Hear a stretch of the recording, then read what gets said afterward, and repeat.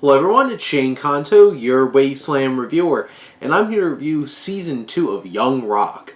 And honestly, this might be my new favorite sitcom on television, as this show focuses on Dwayne Johnson running for president in 2032, as he's being interviewed and going through the campaign along with Randall Park, who is no longer an actor, but is an interviewer and stuff like that, telling stories about his past, Dwayne Johnson that is, from when he was a small child to a teenager to college to becoming a pro wrestler and all the different kinds of things that happened over the course of his life.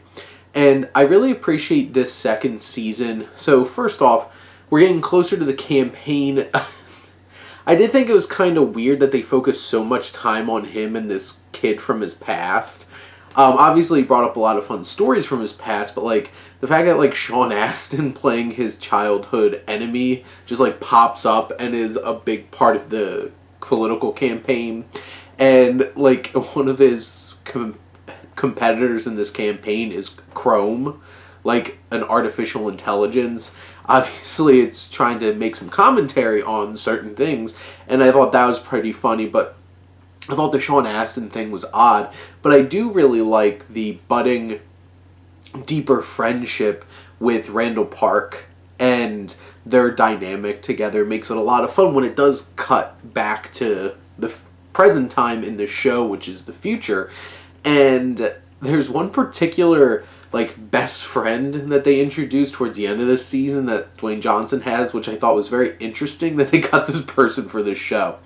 But all the things in the past, I really appreciate. Like, one of the highlights always is whenever there's, like, an episode with Andre the Giant in it, because he's an absolute delight in this. But you get to see Dewey, you know, transitioning from failing in football to his budgeting pro wrestling career, which I really loved how they handled that in this season.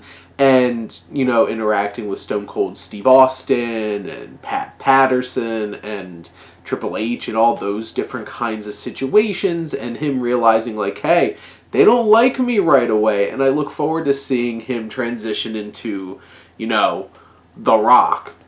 And, which I'm guessing is where they'll go in the third season.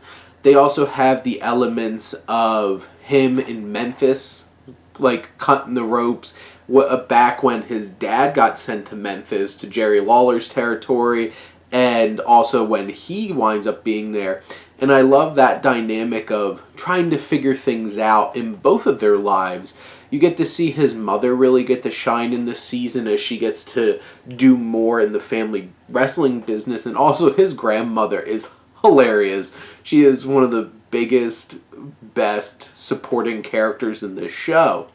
But I appreciated where the show progressed. It has a campy tone to it and a silly tone to it in many ways, but is still able to capture really important messages and themes that are universal and really speak to people. And I think the campiness of this show reflects well in the fact that, like, for an old school pro wrestling fan, like, everything needs to be edgy now, but, like, pro wrestling's supposed to be silly.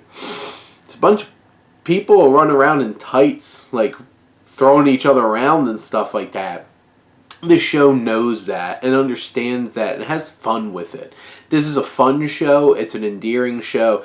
Makes me laugh and hits me in the feels a few times every season. And I think each episode gives a nice, good story. And I appreciate the framing narrative of, you know, Dwayne Johnson being a storyteller, just being like, well, this reminds me of a time. And, you know, there's a message by the end. And I think this is a nice show. And definitely worth something that, as a pro wrestling fan, I get a lot out of. But also as just a fan of watching TV shows, I think this is a really good quality show. And I look forward to seeing a third season. But those are my thoughts on Young Rock. Let me know what you think. Let's talk some TV. But thank you as always for tuning in and supporting your Wasteland reviewer.